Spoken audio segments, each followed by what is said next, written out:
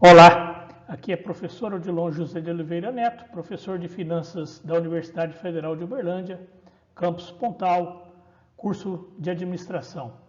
Hoje nós vamos estar trabalhando a disciplina Matemática Financeira, especificamente os fundamentos da matemática financeira.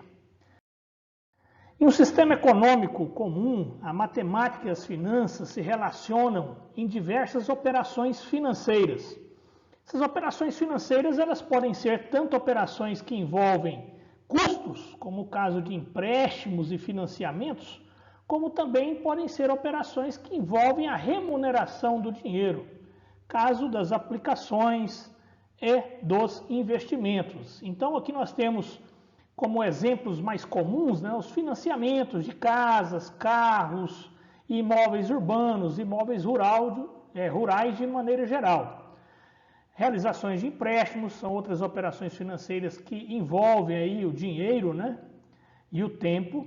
Compras a crediário, compras a cartão de crédito, aplicações financeiras de curto prazo, casos mais comuns, os certificados de depósito bancários, caderneta de poupança, que são aplicações com resgate, geralmente com objetivos mais de curto prazo. E também investimentos em ativos de renda fixa ou renda variável de longo prazo, que também buscam aí uma remuneração no tempo. Caso das letras de crédito imobiliário, letras de crédito do agronegócio, CDBs também com vencimentos de longo prazo, ações, que é um título de renda variável. Então, tudo isso envolve investimentos de recursos financeiros, no caso de dinheiro, e espera-se uma remuneração ao longo do tempo. Então, essas são operações comuns no sistema econômico, tanto nacional como internacional. Então, a matemática financeira em si, ela trabalha basicamente com duas variáveis. As variáveis principais da matemática financeira são o dinheiro e o tempo. E nesse contexto envolve-se aqui a variável juros, que é exatamente a remuneração do dinheiro no tempo. Então aqui nós temos essa balança, com o dinheiro, com o tempo, e aqui no meio a remuneração desse dinheiro ao longo do tempo. Então quando você faz um empréstimo, um financiamento, você tem um custo, você paga, você remunera quem te emprestou ou quem te financiou. De outro lado, se você tem sobra de recursos, você vai fazer uma aplicação, um investimento em um ativo financeiro, você vai buscar exatamente a remuneração desse capital. Daí, duas características importantes. Então, para a matemática financeira, R$1.000 hoje não são iguais a R$1.000 em uma data futura, ou seja, daqui a um ano. Isso ocorre exatamente porque nós temos um elemento importante que é a inflação, que é a perda do valor do dinheiro no tempo.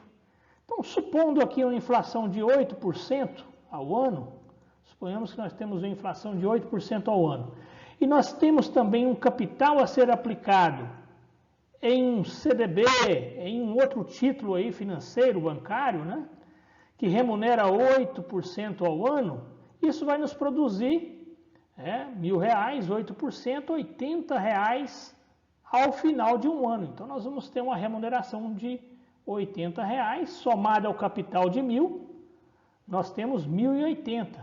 Neste caso, nesse exemplo específico, didaticamente falando, em termos de matemática financeira, esse R$1.000 hoje, ele corresponde a R$1.000,80 daqui a um ano. Então, há uma certa indiferença em relação ao valor. R$1.080 ao final de um ano vai comprar a mesma coisa que R$1.000 hoje. Esse é um exemplo que nos mostra aí a importância de se procurar investimentos e aplicações cuja a remuneração seja superior à taxa de inflação. Então, na matemática financeira, o objetivo principal é analisar a evolução do dinheiro ao longo do tempo e suas remunerações, ou seja, os juros correspondentes às aplicações, aos investimentos. Da mesma forma, também avaliar a evolução das dívidas ao longo do tempo, Essas dívidas também são remuneradas.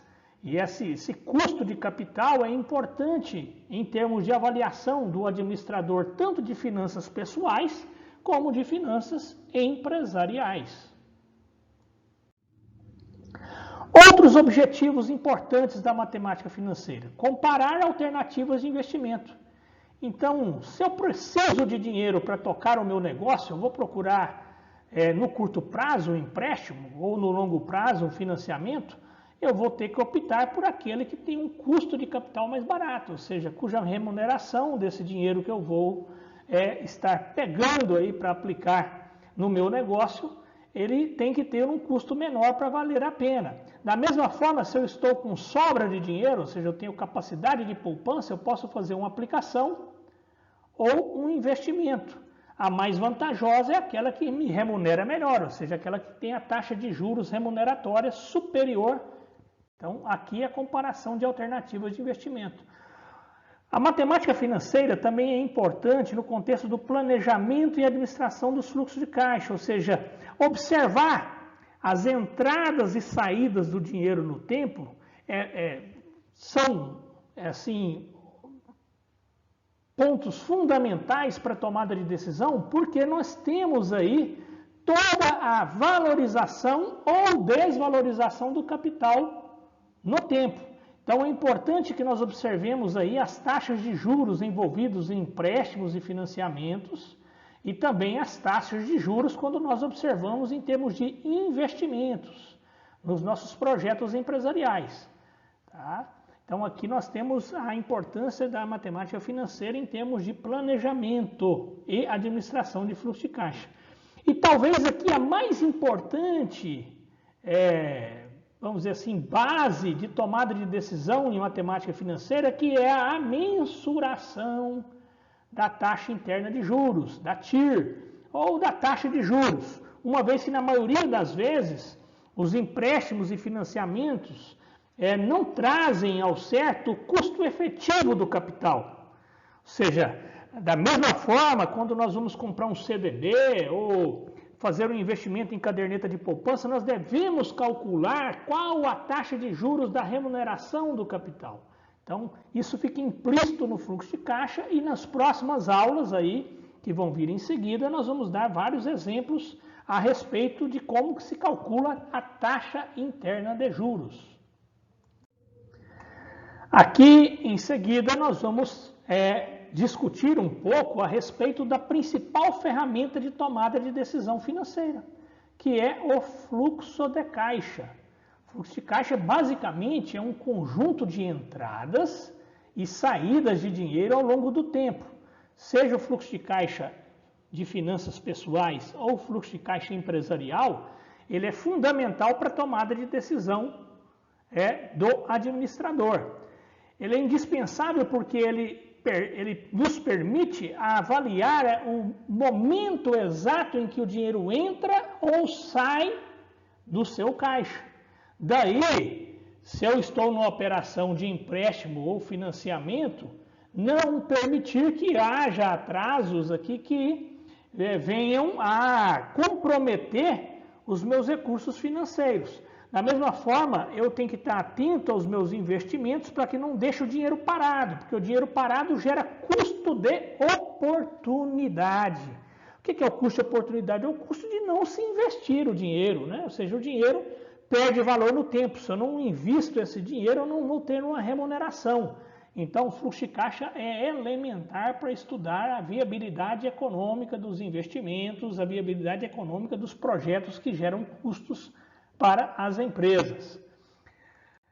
Nessa disciplina de matemática financeira, o elemento principal do fluxo de caixa é o que nós denominamos diagrama de fluxo de caixa. O diagrama de fluxo de caixa nos mostra aqui quando há uma saída, que é a seta para baixo, e quando há uma entrada de caixa, seta para cima, né, sinal positivo, entrada, seta para baixo, sinal negativo, saída de dinheiro. Então aqui nós temos um conjunto de saídas de dinheiro no tempo. Ao mesmo tempo, da mesma forma, nós temos também outros momentos que há a entrada de dinheiro no meu caixa. Então, entrada e saída. Aqui representa o início do fluxo de caixa, ou seja, o tempo zero e assim por diante, né? Aqui nós temos 1 mês, 2 meses, 3 meses. Esse fluxo de caixa pode ser trimestral, semestral. Quanto menor é a distância em termos de representatividade de períodos, no caso semanal, mensal, maior a capacidade de tomada de decisão financeira.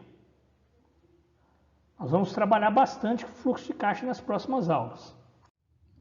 Aqui as principais referências dessa aula, com destaque para Assaf Neto, Bruni e Tosi, que são as obras que nós mais utilizamos nessa primeira aula.